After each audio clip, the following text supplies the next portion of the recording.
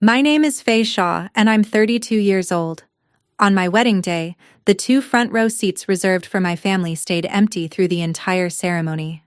That morning, I called my mother from the bridal suite, certain there had been an accident on the highway. She laughed. "Oh, was that today? A trip sounded more fun." Behind her, I heard my sister laughing too. I said, "Okay, Mom." Nothing else. Then I posted one photograph. Me, in my wedding dress, with some very special guests. 6 hours later, my parents were standing at the orchard gate, pale as the frosting on my cake. And what they asked me to do next is the reason I'm telling this story. Welcome back to Calm Drama Stories, where the people who were cropped out of the picture finally speak. If you've ever loved someone who lived for an audience, drop a comment below and be sure to subscribe. To explain those empty seats, I have to take you back to 2009. I was 15. There was a letter on our kitchen table in Albany with a bank's name on it and a date circled in red. My father had been laid off 8 months earlier. My mother sat at that table until 2 in the morning, and by sunrise she had built a blog. She called it, simply, The Shaws. Her first post was about the dinner we'd eaten that night. Boxed noodles, a can of tomatoes, a stick of butter she'd been rationing for a week, and a paragraph about turning hard times into warm ones. She photographed the pot with the good dish towel folded underneath it. The post went everywhere. Strangers wrote that she'd made them cry at their desks. A pasta company reached out within the month. The first advertising check arrived 3 days before the mortgage was due, and my mother held it with both hands, the way you hold something breathing. I want to be fair here, because fair matters. My mother didn't build a stage because she was vain. She built it because she was terrified, and the stage worked. The bank letter went into a drawer. The camera stayed on the counter. From then on, our house ran on a deal nobody ever said out loud. The audience saved us once, so the audience must never be allowed to leave. I was 15, and I watched fear put on lipstick and call itself a brand. It would take me 17 more years to understand what that rescue actually cost us. It cost us the table. The place where a family sits down and nobody is watching. And once the table was gone, the rest went quietly, one small absence at a time. By the time I was 16, our house had become a set. A ring light stood guard over the dinner table like a pale halo. Breakfast happened twice on Sundays, once for real, cold and rushed, and once for the camera, with steam my mother generated by microwaving a wet paper towel behind the syrup. My sister Kylie was 9, and she was magic on film. Big eyes, easy tears, a laugh that arrived on cue. I once watched my mother ask her to cry again because the first take had bad light, and Kylie did it. 9 years old, and she could summon grief twice before dinner. Me, I was 15 going on awkward. Braces, a bad perm, a habit of blinking exactly when the shutter clicked. Nobody ever sat me down and fired me from the family. It was gentler than that, which made it worse. I got assigned what my mother called logistics. Hold the reflector, Faye. Watch the schedule, Faye. Stand just out of frame, honey. You're casting a shadow. Episode by episode, comment by comment, I dissolved out of simply the Shaws the way a person dissolves out of an old photograph left in the sun. No announcement, no decision anyone had to defend. The followers who'd once asked about the older daughter simply stopped asking, and my mother never corrected the record. Here is the strange part, the part it took me years to say out loud to anyone. I didn't fight it. I organized it. I kept the shot lists. I charged the batteries. If I couldn't be in the picture, I would be the reason the picture existed, and I told myself that was the same thing as belonging. It isn't. But you don't learn that at 16. You learn it in a wedding dress, on hold, listening to a spa waterfall behind your mother's laugh. When I was 17, I won first place at the regional science fair. I'd spent 4 months on that project, a study on allergen labeling errors in school lunches, because even then I was that kid. The auditorium had folding chairs and a banner and a judge who shook my hand with both of his. The seats I'd saved with my jacket stayed empty. My mother had promised they'd come, but a sponsor had shipped a box of curling irons that morning, and the light in Kylie's bedroom was, and I'm quoting, too good to waste. I drove home with a blue ribbon on the passenger seat like a hitchhiker I'd picked up out of pity. When I walked in, the whole family was clustered around Kylie's vanity filming her hair routine, and my mother waved me out of the mirror's reflection without looking away from the screen.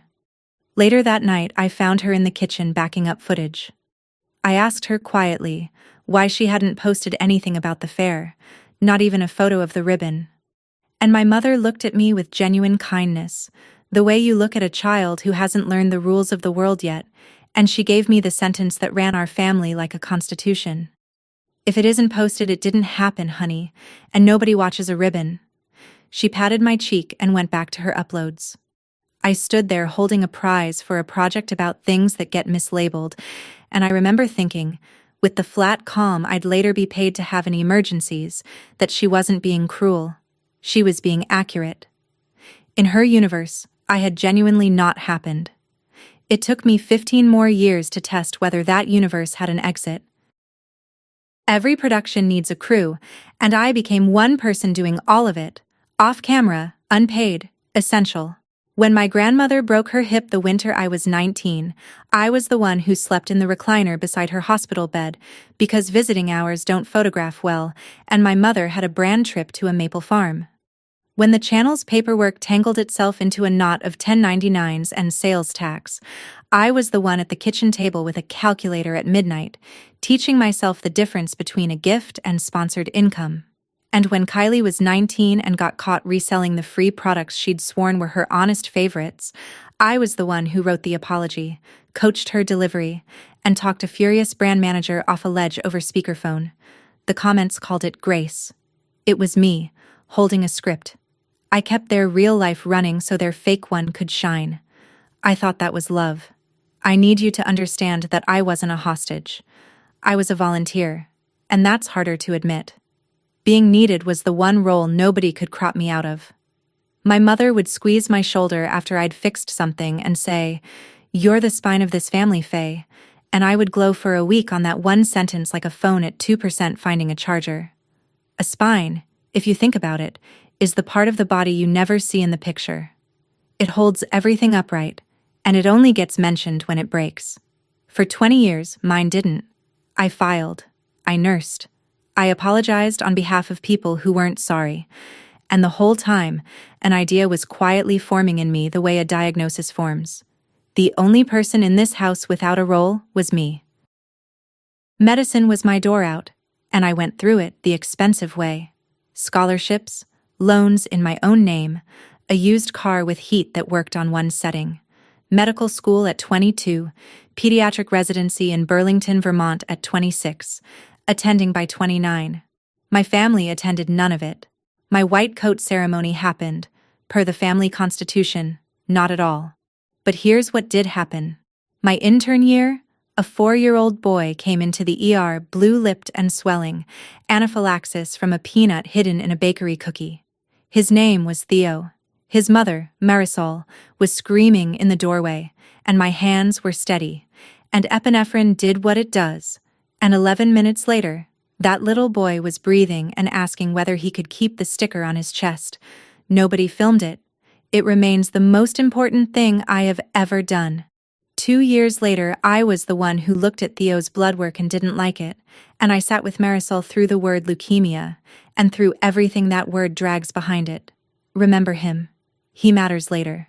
Somewhere in those years, I met Ben Anderson, a bridge engineer who inspected the spans I drove over to work, which I found unreasonably romantic. On our third date, he pulled out a scratched film camera, the kind you wind with your thumb, and took exactly one picture of me laughing into my coffee. I asked why he didn't take more. He said, "Because you look down when you smile, not at the lens. One's enough." I married that sentence eventually. But first I had to learn what he'd seen in one frame, that I had spent my whole life around cameras, and not one of them had ever been pointed at me with love. The first time Ben took me to dinner at his parents' house, I sat in the driveway for a minute rehearsing angles out of habit. Then I walked into a kitchen where nobody photographed the food. Nobody moved the casserole toward the window light. His mother, Jennifer, a retired nurse of 61 with forearms that had turned 1,000 patients, handed me a peeler and said, "Potatoes wait for no one." We ate at a table with mismatched chairs. Somebody's elbow knocked over the salt and the world kept turning.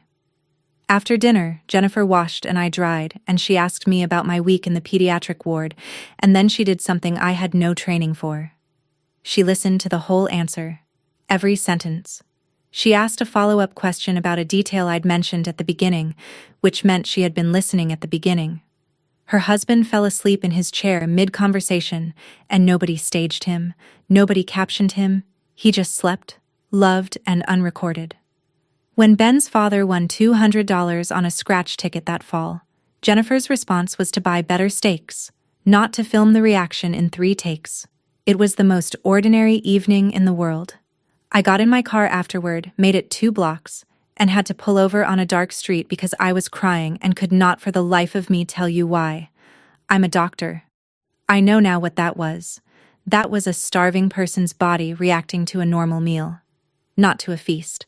To a family-sized portion of being seen, served without a lens, and my system simply didn't know how to absorb it. Jennifer Anderson never tried to replace my mother. Remember that too. She just stood, quietly, in the exact spot where a mother goes. Ben proposed to me on a cool evening at Hollow Bough Orchard, half an hour outside Burlington, between 2 rows of apple trees with the lights strung low. He asked with his thumbs shaking. I said yes with cider on my breath.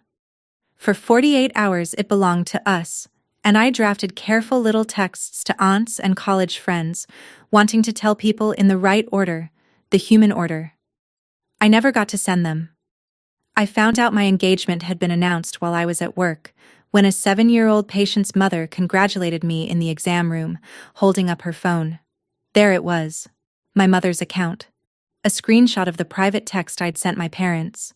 My actual words with my actual typo, under a banner of confetti emojis. Our baby is engaged. Below that, a link.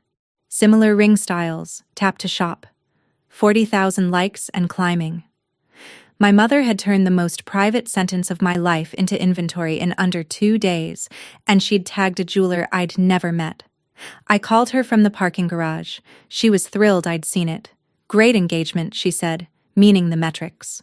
That night, Ben held my hand across his kitchen table and asked me one question that redrew the whole map. Forget who's watching. What do you want to remember? And out of my mouth came a wedding I'd never dared to say out loud. Small. 70 people. At the orchard where he'd asked. And no phones, no posts, no cameras except one kind, which I'll get to, because that plastic detail ends up carrying this entire story. My mother heard the words unplugged wedding and called it, on the family group chat, a declaration of war. She had no idea she'd win it for me. 6 months later, that little rule would be the reason her whole stage came down. Quick question, from someone who learned it the hard way. Have you ever found out news about your own life from somebody's post? Tell me in the comments, because when you hear what my mother chose over my wedding, I want you to remember this engagement announcement. It was never about the ring. We planned a small wedding the way you'd plan a field hospital.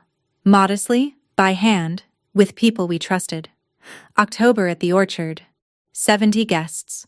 My colleague's bluegrass band, Jennifer's garden dahlias, a barn with a plank floor Ben sanded himself over 3 weekends. My mother treated every detail like an opening offer. She called it negotiating. I have chart notes from those calls more or less. 1 videographer, Faye. Just 1, we'll keep him invisible. When I said no, 1 getting ready reel then, 30 seconds, tasteful. No. Honey, a bridal brand will comp the whole dress. It's free. Do you know what this dress content is worth in October? No, Mom. Each refusal landed on her face the same way, and I want to describe it precisely, because it's the key to everything that came later. She didn't look hurt. She looked bewildered, and then she looked frightened. The way a person looks when you propose turning off a machine they're plugged into. At some point she said, 70 guests and no cameras, sweetheart. That's not a wedding. That's a rumor. And once, near the end of a long call, her voice dropped its brightness and she said, if we don't post it, it's like it never. And then she caught herself and stopped. But we both heard the rest of that sentence. We'd been living inside it since 2009. I hung up and stood in my kitchen and understood clinically what I was to her now. I had stopped being the spine. A spine is useful. I had become something far more dangerous to a performing family, an event with no content value. And in their economy, you don't attend those. You schedule over them. Which is exactly, on the last weekend of October, what they did. One more piece explains that weekend. Simply the Shaws was dying, and only 4 people on Earth knew. Not scandal dying. Math dying. The platform had changed its algorithm twice in a year, and my mother's warm dinner table format, the one that had paid the mortgage since 2009, stopped being served to strangers. Views that used to land in the high 6 figures were scraping along at a tenth of that. Her followers were aging with her, and advertisers know exactly how old your audience is, down to the decimal. 2 of her 3 anchor sponsors had gone quiet about renewal, and their contracts carried the family's health insurance the way a single bolt carries a bridge. My father, Rick, 60 years old, part cameraman, part bookkeeper, had started doing the thing he does when he's terrified, which is narrating spreadsheets in a calm voice at the dinner table. I heard it on a rare Sunday call. Engagement's soft, Deb. CPMs are down. We need a win before the end of the quarter. My mother wasn't sleeping. Kylie told me, back when Kylie still told me things, that Mom sat up until 2 in the morning refreshing analytics, watching a red line sink, whispering, come on, like a gambler at a cold machine. I felt sorry for her. I want that on the record. I know what it looks like when a person is being crushed by the thing that saved them, and my mother was being crushed. So when an email landed in her inbox that October with the subject line, Weekend Collab Opportunity, Silver Pines Lodge, all expenses comped, exposure to a younger demographic, deliverables due Sunday night, she didn't read it the way you or I would. She read it the way a drowning woman reads the word, rope. Here's the part that still aches in cold weather. I asked Kylie to be my maid of honor. Understand what I was really asking? My sister and I had never once had a thing that was ours, no inside jokes that weren't captions, no memory that didn't have a version with better lighting. She was 26 and had been a public figure since age 9, a person whose childhood tantrums had view counts.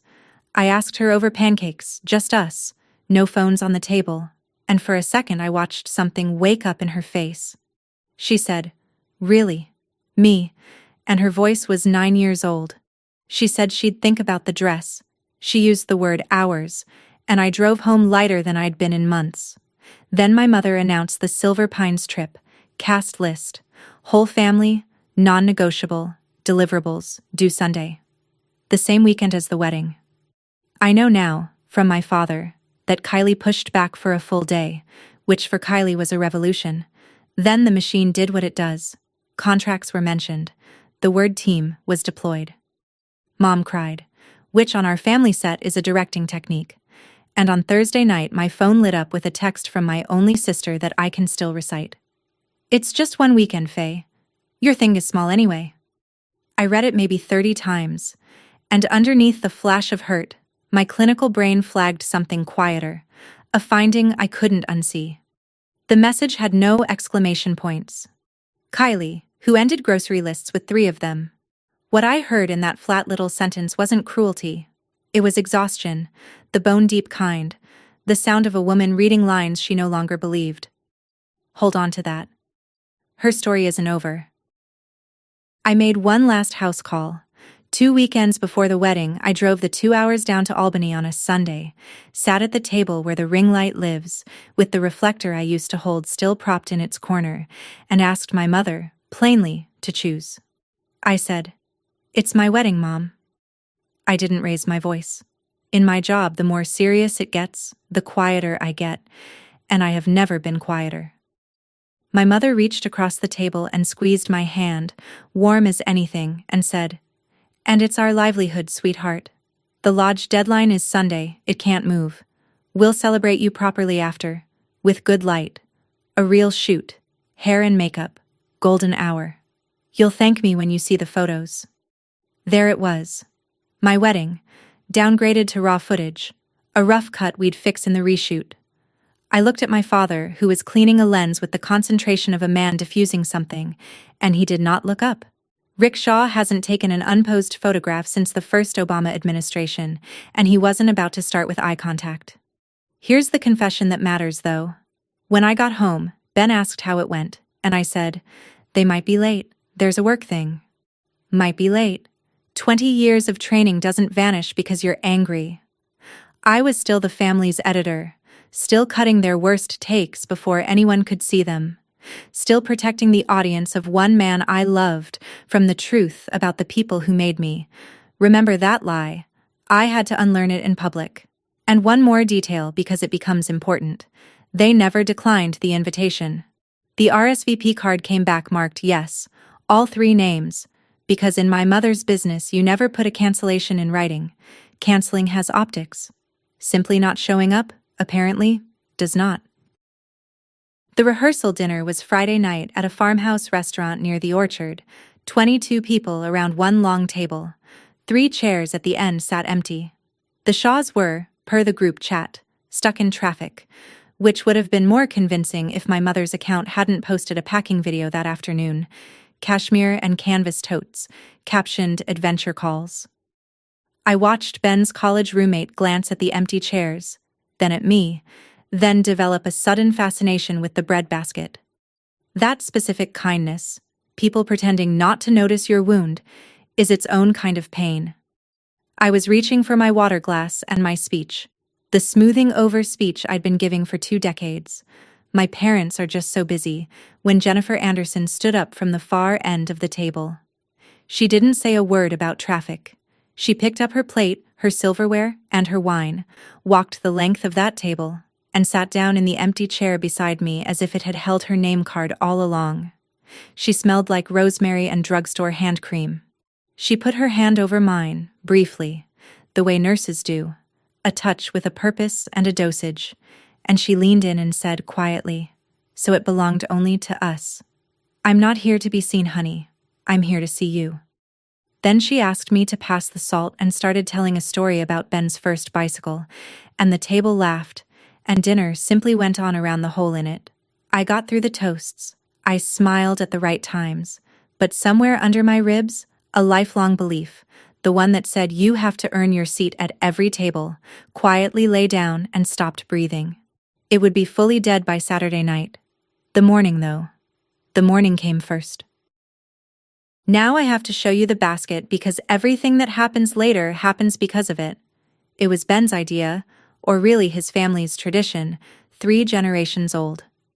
At Anderson weddings, there is a wicker basket on a table at the entrance to the reception, next to a crate of disposable film cameras, the plastic kind you wind with a ratchety little click. The rule is printed on a card in Jennifer's handwriting. Phones sleep in the basket. Cameras go with you. Shoot whatever you love. We develop what was real. No screens, no deleting, no retakes, no checking whether you blinked. 27 frames of faith per person. Jennifer told me her mother started it in the 70s for the opposite problem, camera-shy farmers who wouldn't be in pictures at all, and the tradition just kept working as the disease reversed. The night before the wedding, after the dishes, Ben put one of those cameras in my hand. It weighed nothing. It cost, I later learned, about $11. I turned it over and shook it gently, and it made a small sound. Film against plastic, a dry, papery rattle, and I want you to remember that sound, because it's the smallest sound in this story and the most important one. No storage, no audience, no numbers, just a roll of film that would come back from the lab as whatever the day had actually been, blurry, crooked, true. I stood in my kitchen holding $11 of honesty, and I thought about my mother's $40,000 camera rig, and I laughed. Once. Alone.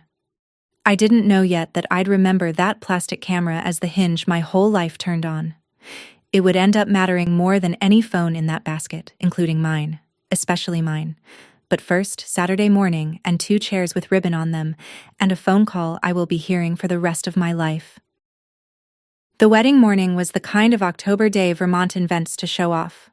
Cold gold light, apples still on the high branches. In the front row, 2 chairs wore cream ribbon and a small card in my handwriting. Family. My family had been due at 9 for coffee and getting ready, and all the small backstage rituals mothers are supposed to hover through. At 9:40, the gravel lot was filling with vendor vans and bridesmaids' cars, and theirs was not among them. At 10:40, my calls went to voicemail, and I stood at the bridal suite window doing the math I do professionally. Albany is 2 hours out. If they left now, they'd still make the ceremony. And underneath the math, the older, stupider program still running. They're just late. They're always late. Breathe. At 11:15, my mother finally picked up. I can report the call almost verbatim, because some audio your brain files under permanent. Me. Mom, thank God. Are you okay? Where are you? A pause with a smile in it. Then my mother's voice, bright, unhurried, genuinely amused. Oh, was that today? A trip sounded more fun. Behind her, unmistakable, my sister's laugh, the on-camera one, the one she's had since she was 9. And behind the laugh, a sound I recognized from 100 sponsored posts, the steady thunder of a spa waterfall. They weren't lost. They weren't hurt. They were at Silver Pines Lodge in robes, 90 minutes away, filming deliverables during my wedding. I looked at myself in the mirror, a doctor in a white dress, and I felt the strangest thing happen, which was nothing. No scream built in me.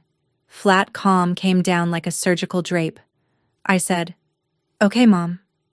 Nothing more, and I meant every bit of it.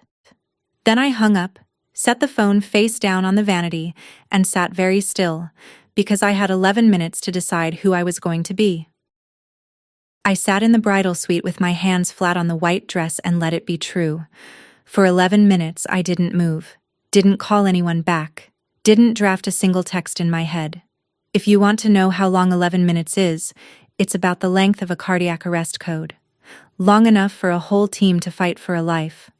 Long enough to call it. Somewhere in minute 9, I stopped defending the patient.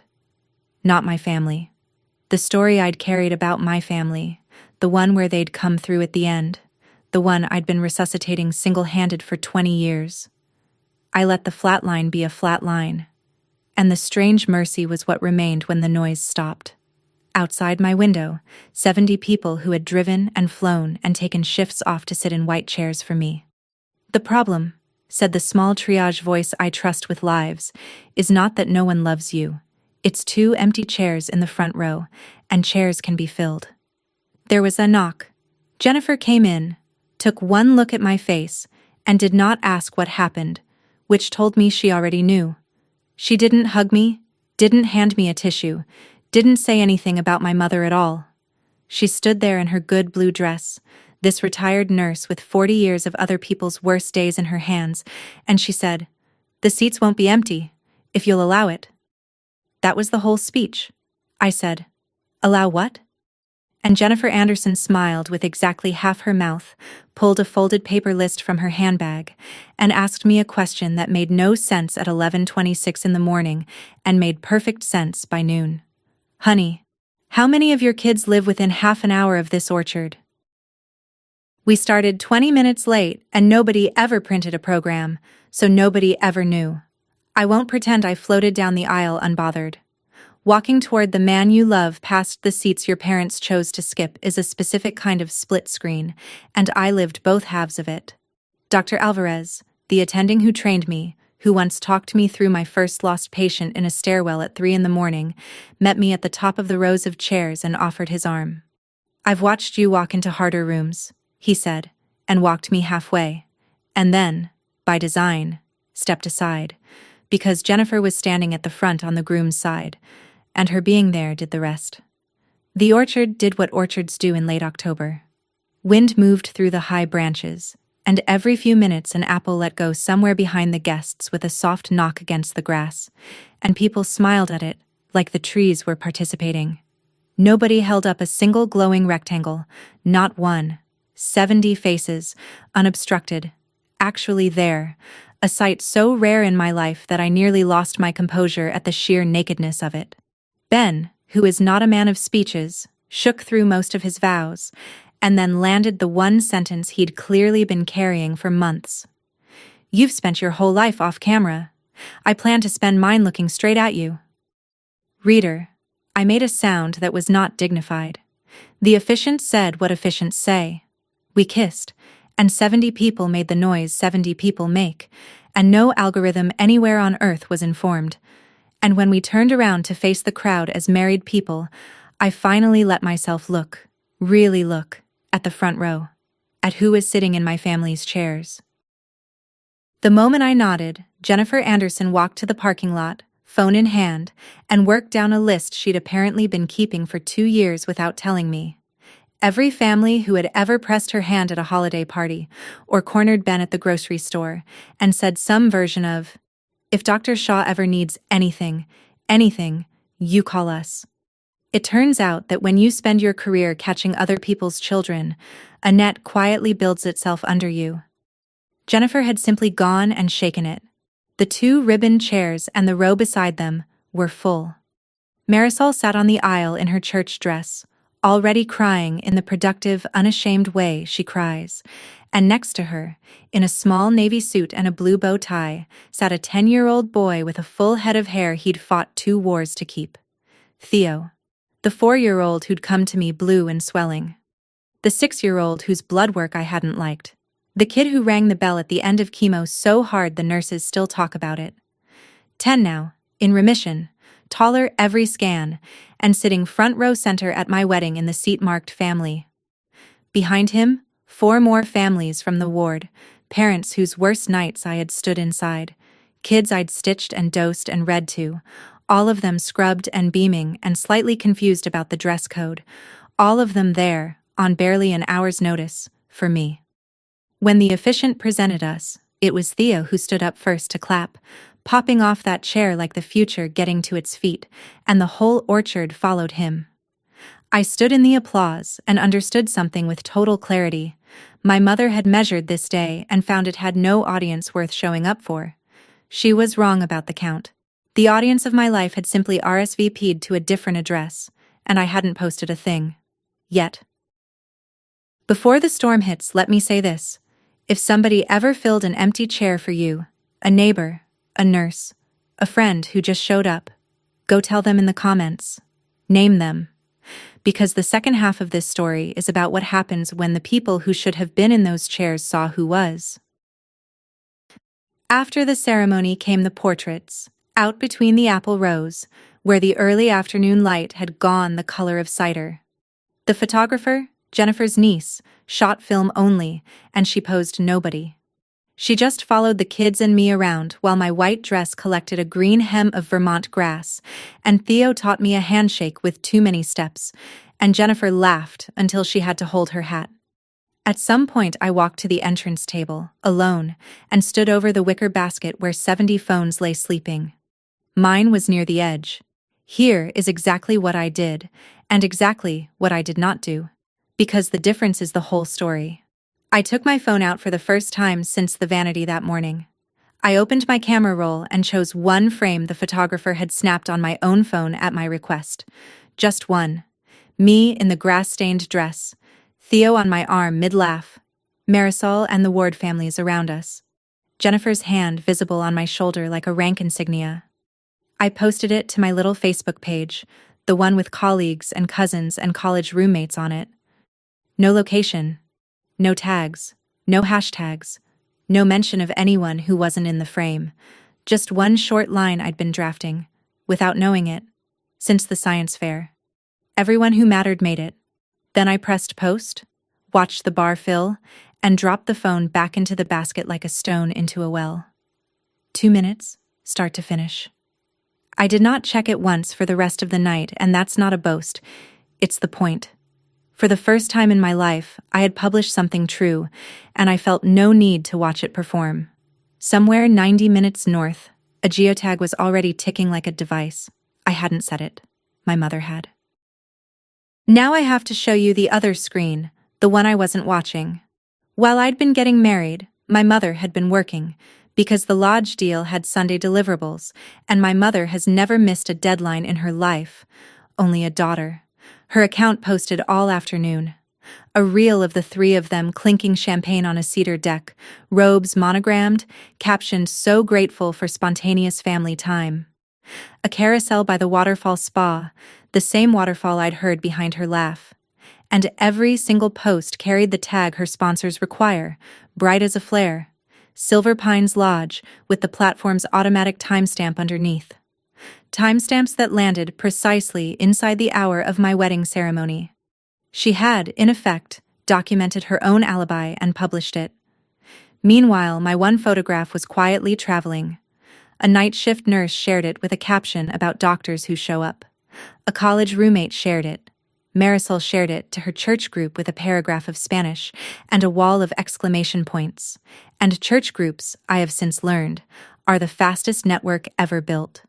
By early evening, it had drifted, as public things drift, into feeds that also followed simply the Shaws, because Vermont is small, and my last name is on both accounts. And at 5 minutes past, a stranger, a longtime follower of my mother's named for her own grandmother, did the simple arithmetic and posted it as a comment. Wait. The Shaws were at a spa today? Their oldest daughter got married today. Look at the timestamps. Is nobody going to talk about this? One comment. That's the entire conspiracy. I never wrote a word, never tagged a soul. I'd spent 20 years editing my family's story, and my one act of revenge, if you want to call it that, was retiring. The internet turned out to be a very motivated replacement. What happened next happened in two places at once, and I love that I have to reconstruct one of them from screenshots, because I genuinely wasn't there. At the orchard, the band played, and I danced with my husband under string lights while the trees dropped the occasional apple like slow applause. No notifications reached the party. 70 phones slept in a basket, and none of us knew we were the eye of anything. Online, in that same hour, my mother's comment section caught fire from a single match. The timestamp comment got replies, and then the replies got replies. Longtime followers, women who had watched Kylie grow up, women who'd sent casseroles by mail in 2009, started doing their own arithmetic and posting it, hurt, in real time. Someone found my photo and read my caption out loud to the room, so to speak. Everyone who mattered made it, and the phrase did what true sentences do in public. It detonated on contact. A parenting page with 200,000 followers posted a screenshot side by side, spa reel left, wedding photo right, timestamp circled in red, titled, "We need to talk about the Shaws." Two of my mother's sponsor brands got tagged into the comments so many times their social teams flagged it internally before dinner, and one posted the corporate shrug that reads, in brand language, as distancing. We're aware of the conversation and are looking into it. I want to be precise about the mechanics here, because it matters to me. Nobody hacked anyone. Nobody lied. Every pixel of that fire was fueled by content my mother posted herself, on a schedule she chose, with a geotag her contract required. All I did was hold still and be visibly, verifiably real one time. It turns out that's the one move a spin machine can't counter. At 6 o'clock, at Silver Pines Lodge, 90 minutes from my reception, my mother finally looked at her phone with her manager's eyes instead of her audience's. I know this scene from my father, who told me months later in a parking lot, in a voice like a man describing a car crash from the inside.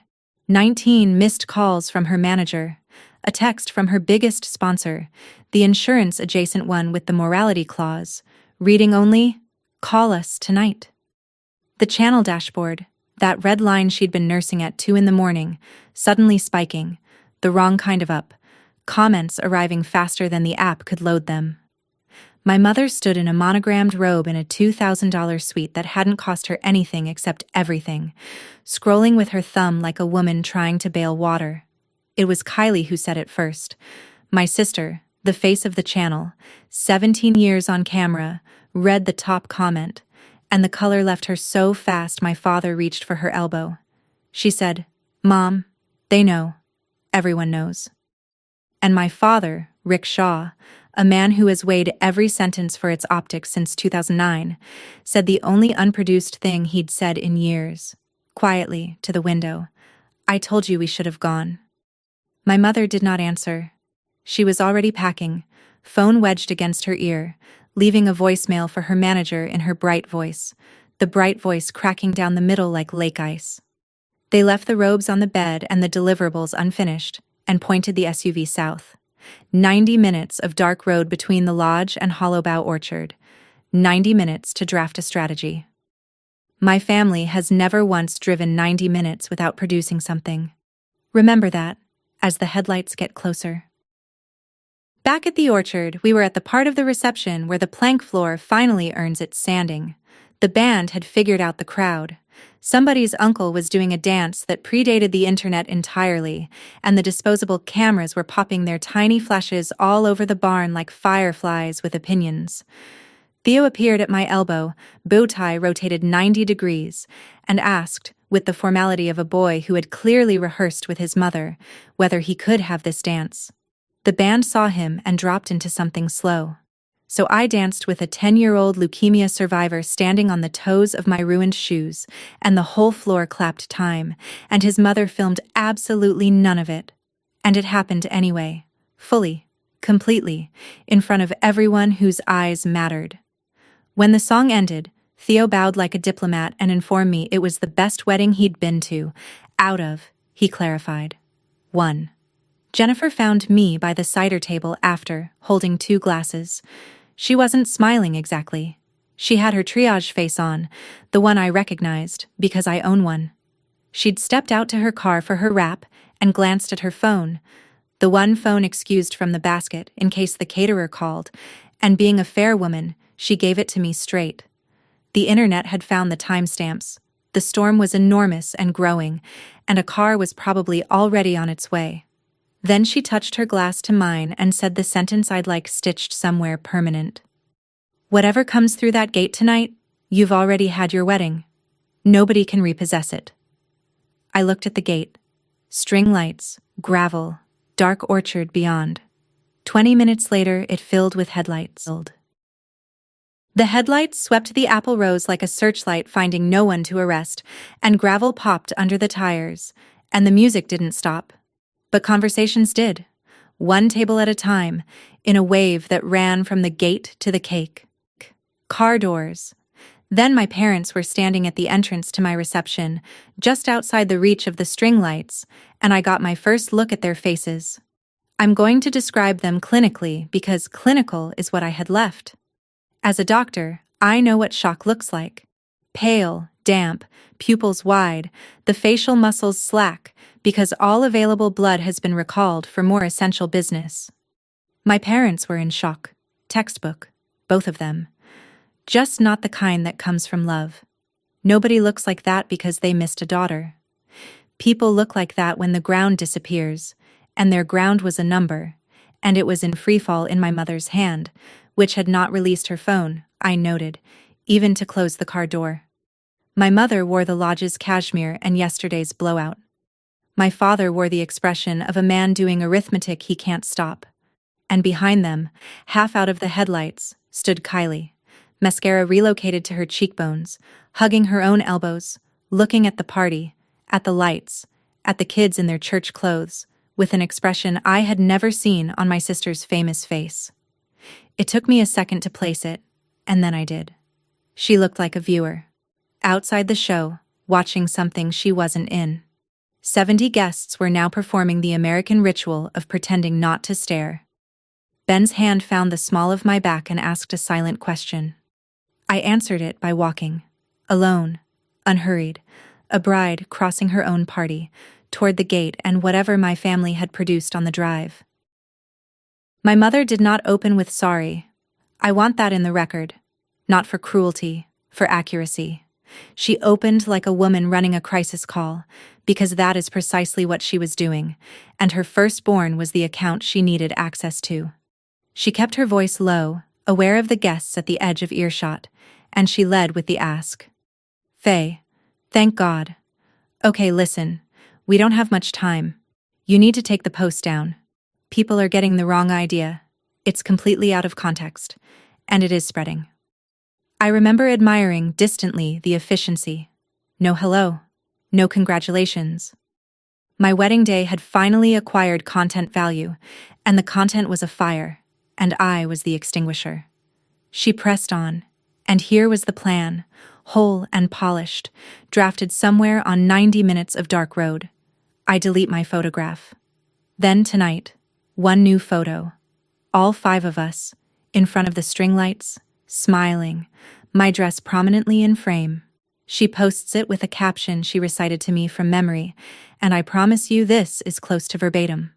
Our girl surprised us by moving up the timeline. We raced back from a family anniversary getaway the second we heard. Best plot twist ever. One photo fixes this, she said. One. Then it's a misunderstanding. The brands calm down. Everyone moves on, and honey, tomorrow we will celebrate you so hard. The phone in her hand never stopped lighting, little pulses against her palm like a second heartbeat, and each pulse tightened her voice another quarter turn, because every minute this stayed unanswered, the story hardened somewhere she couldn't reach. That pressure was real, by the way. I don't mock it. Contracts were dying in her pocket as we stood there, and then my father stepped in close. Rick Shaw, 60 years old, quieter than I'd ever heard him, and said the true version underneath the whole performance. Faye, honey, the house is in that contract. The insurance. It's not. It was never. And he stopped.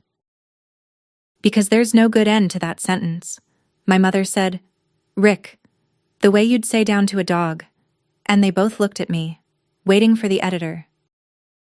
I didn't answer right away, and my silence did something to my mother that refusal never had. It broke her rhythm. And out of the crack came the realest thing I have ever heard her say. Her voice lost its produced warmth, dropped half an octave into a register I hadn't heard since 2009, and she said, You don't remember what it was like. You were a child. The bank was going to take the house, Faye. Your father was unemployed and I was invisible. And the audience, those strangers you resent so much, they paid our mortgage. They paid for your braces. They kept the lights on while you studied your way out. This channel fed you. Her eyes were shining, and none of it was performance.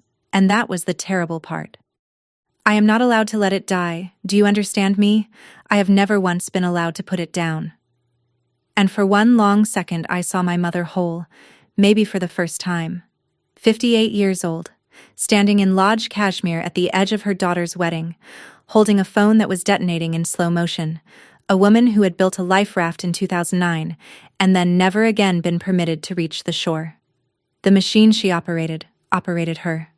I felt the pity arrive, real pity, the kind with weight. I let it stand next to everything else, and I did not let it decide. When I spoke the way I speak to frightened families in small rooms, slow and level and unmistakable. I'm not taking the post down, Mom. It's true. It's staying up. And I'm not going to pose for the other one because it isn't. She started to speak and I raised 2 fingers, gently, off my thigh, and something in her actually paused. But I'm not sending you away either. Look. I turned and nodded toward the entrance table, 10 steps away, where the wicker basket sat under the string lights among 70 sleeping phones. You can stay, all 3 of you. There's cake, there's a band. Your daughter got married today, and the night's not over. I held her eyes. Phones in the basket. Come in as people, not as a page. An invitation, not an ultimatum. The door. Open. And then I watched my mother look at that basket. What happened next took 4 seconds, and it is the reason I'm telling this story. My mother looked at the basket. She looked down at the phone in her hand. Screen firing, notifications stacking on notifications, her whole collapsing kingdom pulsing against her fingers. She looked back at the basket, and her hand would not open. I don't mean she considered it and declined. I mean, I watched a physical negotiation fail, watched her thumb whiten against the case, watched the tendons in the back of her hand ready themselves for release and then refuse. The way I've seen fists refuse at bedsides when it's time to let something go. The basket was 10 steps away. It might as well have been across a canyon with no bridge, and my father, the bridge engineer, stood right there, and even he couldn't have spanned it. I watched my mother try to put her phone in a basket and fail. That was the whole story of my childhood. in 4 seconds. Every empty chair, every reshoot of every breakfast, every ribbon that never got posted, all of it compressed into one hand that could not open around one lit rectangle. And here's what happened inside me, the part I didn't expect. The last cell of a lifelong belief died painlessly. I'd always told the story as, they cropped me out. Standing at that gate, I finally saw my own hands on the crop tool. I'd cut myself out of frame after frame, made myself small, useful, invisible, so that their picture would work. And I'd called it love. And it was a role like any other. And I was done playing it. My father touched my mother's shoulder. She turned, and they walked back toward the car, and neither of them said goodbye, because there was no camera to say it for. Kylie stood at the gate a moment longer, one foot on the gravel, one on the grass, eyes going from me to the party to the basket. Then she followed them. I stood absolutely still, in my wedding dress, in front of 70 witnesses, and let my family choose the screen. The engine started. The headlights swung. I did not run after the car. It was the most expensive standing still of my life, and I would do it again. The taillights shrank between the apple rows, and I turned around to face my own wedding. 70 faces, arranged in that careful national expression of we saw nothing, and behind them the band, frozen mid-decision, the fiddle player's bow hovering over the strings like a question mark. I caught the bandleader's eye. I nodded once, and the music came back, a little too loud on purpose, the way good friends turn up the radio past a hard mile, and the floor refilled. And my wedding, remarkable thing, simply resumed, because real things resume. Ben reached me first and didn't say a word, just pressed his forehead to mine for one long breath in the dark past the lights, which is a complete sentence in our language. Jennifer appeared with cake I hadn't asked for and stood at my shoulder while I ate it, on guard, the way nurses stand. And then Theo, who had watched the entire scene at the gate with the frank staring of a 10-year-old, tugged my hand and delivered his professional assessment. Your mom missed the cake. And the band? Bad choice. Out of the mouths of pediatric patients. He pulled me back onto the plank floor and the fireflies of the disposable cameras started popping again, and I danced at my wedding, grass-stained, cried on, married, free. One more thing, and then I'll let the night end, because it matters more than anything my family did. I found the groundskeeper and made a single request. The gate stayed open all night. Unlocked, unlatched, string lights burning on it till 2 a.m. That's the part I made sure of. If a car had turned around on some dark mile of Route 7, it would have found the way and lit. Nobody walked back through it, but the door I offered was real, and it stayed open longer than they stayed pale. 2 weeks later, an envelope arrived from a photo lab in Montpellier, thick as a sandwich. The film from the baskets, all 20-some cameras, developed at last. We opened it on the kitchen floor like kids with a cereal prize. The pictures were, by any professional standard, terrible. Blurry, crooked, flash too close, horizons tilted, a superb series of somebody's thumb, and they were the truest photographs I have ever been handed. Theo mid-leap on the dance floor, tie fully sideways, a blur of joy with one sharp laughing eye. Jennifer caught off guard, head back, hat in her hand, laughing with her whole medical history. Dr. Alvarez slow dancing with Marisol, both of them dignified and terrible at it. And one frame, photographer unknown to this day, of Ben and me at the cider table, not posing, not touching, just looking at each other the way you look when you think no one's watching, which, for once, no one was. We bought an album, a physical one with sticky pages, and it lives on our bookshelf. And it is posted nowhere, and it will never be posted anywhere. One single picture, the one of Theo midair, went up on the refrigerator under a magnet shaped like Vermont. My mother's constitution said if it isn't posted, it didn't happen. I look at that refrigerator every morning over coffee, and every morning it files the same quiet dissent. It wasn't posted. It happened anyway. Here's the aftermath, measured, because I'm a doctor and we chart outcomes, not feelings. The sponsor with the morality clause invoked it within the week, cancelled outright. 2 more brands announced a pause, which is brand for backing away without sudden movements. Channel revenue dropped by more than half in a single quarter. Nobody went hungry, and nobody lost the house. But the SUV with the channel's name in the paperwork got sold, and my parents began, for the first time since 2009, living at approximately their actual size. My mother did what my mother does. She made content of the wreckage. The channel pivoted to what she calls her healing era, and 3 weeks after the wedding she posted a 19-minute tearful vlog titled My Daughter's Wedding, Our Side. I lasted 4 minutes, which was long enough to hear myself described as struggling with boundaries, and then I closed the laptop, and I want you to hear what I did next. Nothing. No rebuttal, no comment, no correction.